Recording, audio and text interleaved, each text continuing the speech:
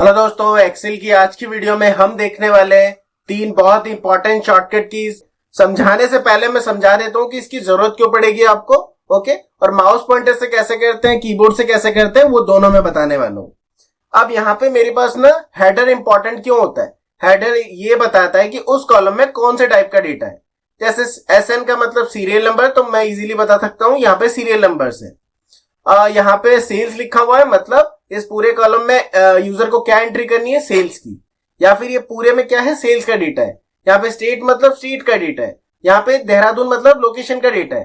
तो header important हमारे लिए डेटा में इसलिए होते हैं और हाईलाइटेड इसलिए होते हैं ताकि यूजर अच्छे से पता लग जाए कि इस कॉलम में किस टाइप का डेटा है। ओके, अब मैं क्या करता हूं, जरा नीचे की तरफ आता हूं। मैं नीचे की तरफ स्क्रॉल करके आया, मेरे हेडर कहां गया भाई, मेरे हेडर तो यहीं था, कहां चला गया।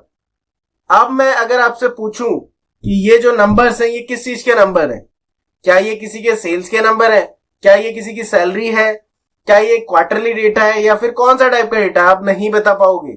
हाँ, उत्तर प्रदेश देख के आप बता दोगे कि ये स्टेट है। तो हेडर होना इंपॉर्टेंट है। अब यहाँ पे तो जैसे जैसे मैं नीचे आ रहा हूं मेरे हेडर शो ही नहीं हो रहे। क्या मैंने डिलीट कर दी क्या गलती से, मैं जल्दी से ऊपर जाता हूं, नहीं, मेरा हेडर तो यहाँ पे शो हो रहा है। बट जैसे ही मैं नीचे आ रहा हूं मेरा हेडर वहां पे क्यों शो नहीं हो रहा मुझे। अब नॉर्मल सा है, इजी सा है। इजी बात क्या है इसमें, जब भी आप स्क्रॉल करते हो माउस से लेफ्ट राइट, जैसे मैं अभी राइट में चला गया तो सारा डेटा मेरा एक तरफ हाइड हो रहा है, और जैसे मैं डाउन की तरफ आ रहा हूं मेरा डेटा क्या हो रहा है, नीचे की तरफ डाउन हो रहा है। उससे होगा क्या कि आपका डेटा, आपका हेडर जो है वो डेटा के साथ नीचे नहीं आएगा या फिर शिफ्ट नहीं होगा, वो अपनी जगह फिक्स है। ओके, बट ऐसा कुछ कर सके कि हमारे हेडर फिक्स हो जाए और जब भी मैं नीचे आ सकूं और मेरे हेडर वैसे के वैसे रहे, बस मेरा डेटा नीचे की तरफ मैं बढ़ता रहूं। उसके लिए एक्सेल में एक तरीका है जिसके कहते हैं फ्रीज पेन्स। कि आप कुछ जगह को फ्रीज कर दोगे, वो चीज वहां पे फ्रीज हो जाएगी। वो चीज आपको कहां मिलेगी, सबसे पहले बता दूं, अगर आपको माउस से करना है तो वो आपको मिलेगी व्यू टैब में, और यहां पे इस टॉपिक का नाम है फ्रीज पेन। अलग से भी वीडियो बताऊंगा, आज सिर्फ शॉर्टकट की बताऊंगा। ये है फ्रीज पेन। कि अगर आप रोज कॉलम या फिर कोई भी फर्स्ट हेडर या फिर फर्स्ट कॉलम को फ्रीज करना चाहते हो तो उसके लिए इस ऑप्शन का आपको यूज करना होगा। तो सबसे पहला जो शॉर्टकट की है वो है Alt+WFR। W से क्या ओपन होगा, व्यू टैब ओपन होता है। Alt तो सबको पता है, F मतलब फ्रीज, और R मतलब रो, फर्स्ट रो, C मतलब फर्स्ट कॉलम। और फ्रीज पेन डिसेबल और इनेबल किससे होते हैं, इसी से, फ्रीज इनेबल, और F से फ्रीज डिसेबल, उसी से इनेबल और इसी से डिसेबल होते हैं। तो सबसे पहले यूज करते हैं कि हम अपने हेडर को फिक्स करना चाहते हैं, तो आपको प्रेस करना होगा Alt+W+F और R। ओके, थोड़ा चेंजेस हुआ क्या, कहीं कुछ प्रेस हो रहा था यहाँ पे, आपको पता नहीं चलेगा, बट अब आपको पता लग जाएगा। जैसे ही मैं नीचे की तरफ आऊंगा अब मेरे हेडर वहां पे शो हो रहे हैं, क्योंकि मैंने अब क्या प्रेस किया था, Alt+WFR। मतलब मैंने एक्सेल को बताया कि मेरी फर्स्ट रो जो है फ्रीज कर दो। यहाँ पे एक लाइन भी शो हो रही होगी। अब मैं इजीली पढ़ सकता हूं कि ये मेरी सेल्स का डेटा है, ये स्टेट है, ये लोकेशन है, ये नेम है।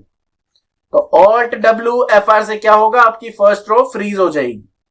उसी तरह आपका सेकंड है, अब मैं डिसेबल करने के लिए ये वाला यूज करूंगा। तो मैं प्रेस करता हूं, कहीं पे भी कर्सर रखिए, उससे कोई मतलब नहीं है, Alt+WFF। मतलब अब मेरा डेटा अनफ्रीज हो चुका है, देखा हेडर गायब हो रहे हैं, अब मतलब अनफ्रीज हो गया मेरा फ्रीज पेन।